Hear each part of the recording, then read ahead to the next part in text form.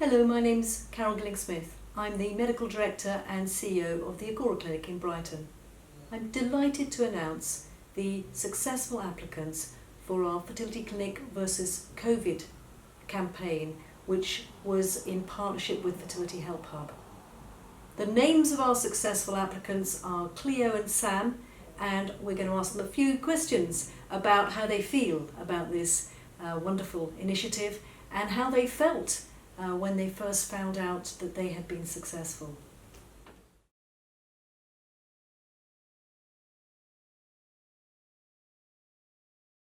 So COVID affected us in a way, like quite a lot financially actually for us. We were away travelling at the time and had plans to kind of come back, and we'd spoken a lot whilst we were away that we wanted to start a family as soon as we came back. And I got quite ill. I've got endometriosis and I've got a few cysts, and they were causing me some problems, and we were due to come back a little bit later, but the pandemic kind of hit and we had to come back really quite quickly.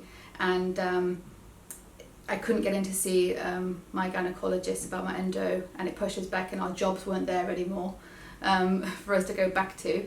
So we thought, okay, let's just put that plan on hold, let's get ourselves sorted out and, you know, get somewhere to live and get a job again. And we'll do it maybe next year, the year after, when we get a little bit more money together. Mm-hmm. But we stumbled upon your open evening in January, and we thought, you know what, it'd be really great, let's just find out, we want to kind of start. And you spoke about the importance of like kind of getting a fertility MOT, getting checked. And although Sam's younger, she's in her 20s, we thought let's just both get it done. And we didn't get great results from that fertility MOT, and we were kind of told like don't wait. So then we were thrown into a bit of a sort of dilemma financially about how do we manage this, or we want to do this and we can't wait till next year or the year after. But we thought we were just gonna have to do it. We just have to try and pull something together. So when we saw that, I remember the morning we were in bed together. I was scrolling through Instagram like you do before you get up, and saw this come up. I said, the closing date's tomorrow. Like, you enter it, I'll enter it. Let's just see. And so we did, just saying that actually we could really do financially with some support right now. We kind of want to not wait for this. So that was kind of how we kind of came about finding this initiative online and applying for it.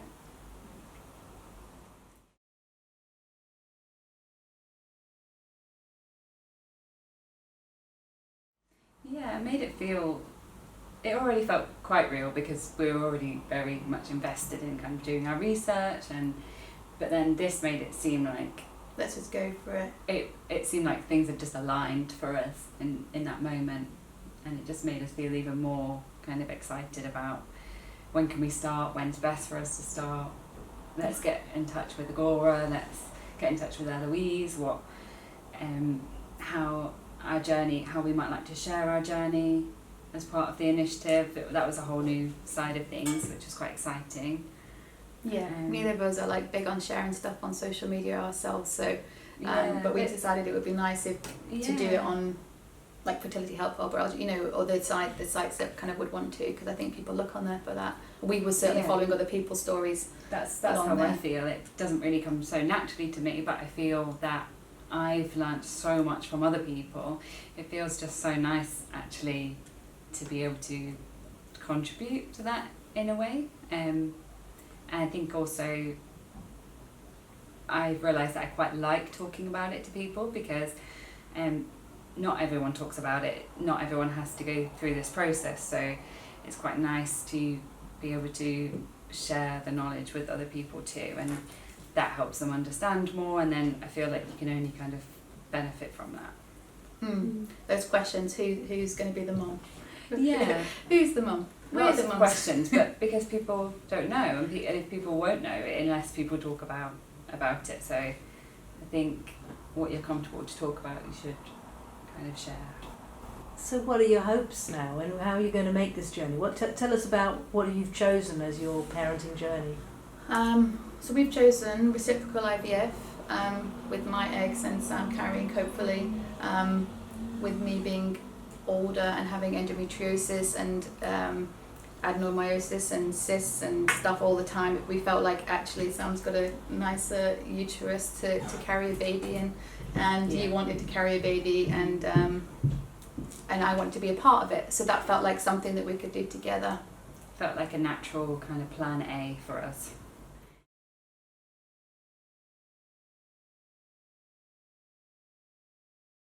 Well, I was in bed, sort of sleepy, looking through my emails actually, and looked through my junk, and I saw an email from Eloise or something, and didn't really think anything of it. Closed my eyes, and then I was like, looked at it again, and she said, "Can we meet?" Did I get her email? She'd emailed me the day before, and I'd missed it. Can we meet kind of yesterday? And I was like, oh no. So I texted her or emailed straight away at like 10 to 7 I think in the morning, and she straight away got back to me, and I said, oh, I'm sorry, good morning by the way, like it's really early, and she said, oh, it's fine, can we Zoom this morning? And so we did, and I was just thinking that maybe she wanted to talk a little bit about kind of what our journey would be anyhow, not really kind of connecting it to the initiative actually, because that's high hopes, and so kind of thinking like that, I didn't really want to think like that before speaking to her. And then when she told me, I was really lost for words, and straight away got onto you, didn't I, and told you. And then we went out for dinner, didn't we? Yeah. That night. We like celebrated. It was a really special day actually. Yeah, really exciting. Yeah, it felt like day one of this journey. Yeah, it did, didn't it? Yeah. And what are your hopes now for the next part of this journey?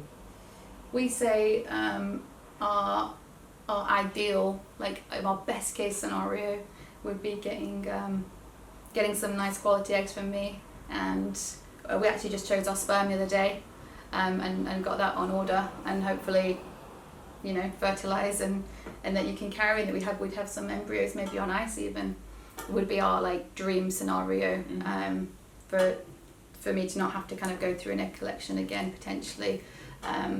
Just because I need to have some more surgeries for my endo and stuff, and I know it's going to wreck the ovaries a little bit later apparently. So and then for you to be pregnant and have a nice... We really want a girl actually, but we'll... And all live happily ever after. But we'll be fine with whatever. And then maybe have a sibling in a few years, like that would be best case scenario, and if we don't get that, then we'd say we'll just take it a step at a time. Yeah. And see what happens for us. Basically, I for me personally, I just want to feel like we've done everything we can, and I don't want to look back and regret things. Like I feel like we're really committed to this, and like we are going for it really, and then whatever happens, that's our best chance, best hope. We've done our best. Yeah, we've done what we can. So that's my best case scenario really, that we don't look back and regret things, and I don't think we will, because I really feel that we have gone for things, like gone for the initiative, and then gone like so.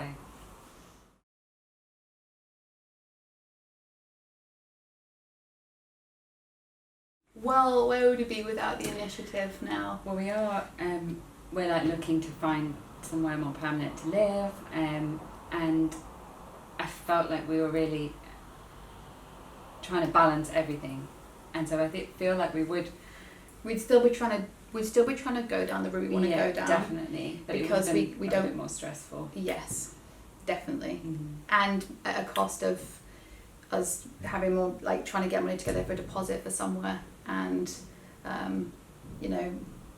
debt, and it's just meant that we can kind of go for this without it feeling like one other thing that's really, really difficult right now, and I think that's what we're just really grateful for.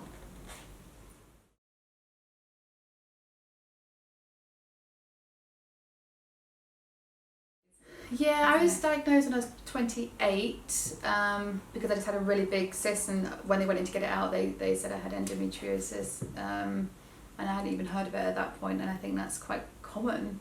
But I was quite lucky because I had a diagnosis like from that point without kind of having to wait years, which I know can happen. But then it's been 3 surgeries, and I'm on the wait list for a bigger surgery now because I've got my bowels affected as well. So just constant pain, and at that point they sort of said, oh, it's unlikely you have children. I think that's what's interesting. When I've spoken to doctors previously, and I've said I'm in a relationship with a woman, they actually stop any conversation about whether I'd want children anyhow, which is which means I've not had the conversation really about how that's affected me, and only when I've had scans and other tests done that I can see that they've actually affected my ovary by you know, operating on it already. So they didn't even say that to me, because it's kind of like, oh yeah, you won't have children type thing, which is you know, unfortunate, I suppose, and we hope that that's not really damaged everything to the point, and hopefully, you know, you guys can get some eggs out, and then I'm going to have a bigger surgery, and then I'm going to have to think about whether actually just to get it all out, because it's just quite painful.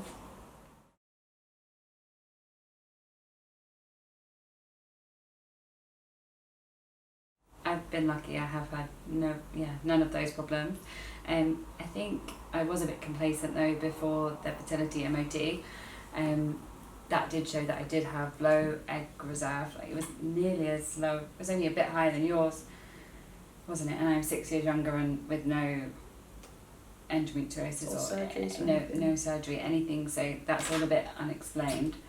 We don't want to go down that route as our plan A, but could be a plan B option. That was our plan B option in the future. It was, oh, we could wait a few years and use your eggs, that'll be fine, no problem. And actually, knowledge is power. Like, now we know our options. I'm so glad we got the fertility MOT, to be honest. But yeah, other than that, we're trying to be as healthy as possible. Taking our vitamins. Taking vitamins. We stopped drinking January the 1st, didn't we? So that's been quite a long time now. Giving her yeah, doing what we can. Brilliant.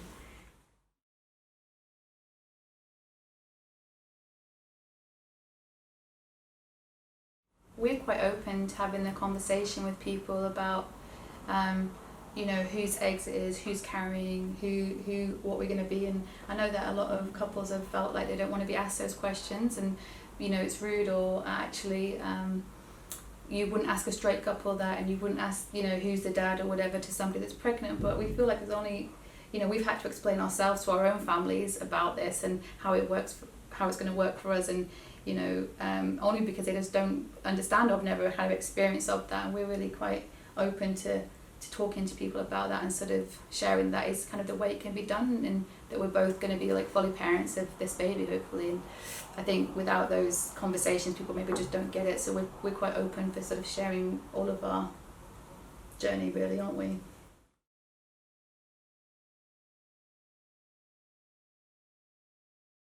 We really wanted, obviously, to come to the Agora anyway, and that's why we signed up to the open evening, and we'd heard really good things, and we knew that the Agora was really LGBT friendly, which was really important to us. Big thing for us, for sure. And so when we saw it, and this is one of the clinics, I was like, yeah, boom, like this is a sign, let's sign up, and we had to write on there the clinic that we wanted to be chosen for, because there's one in London as well that we're doing the initiative.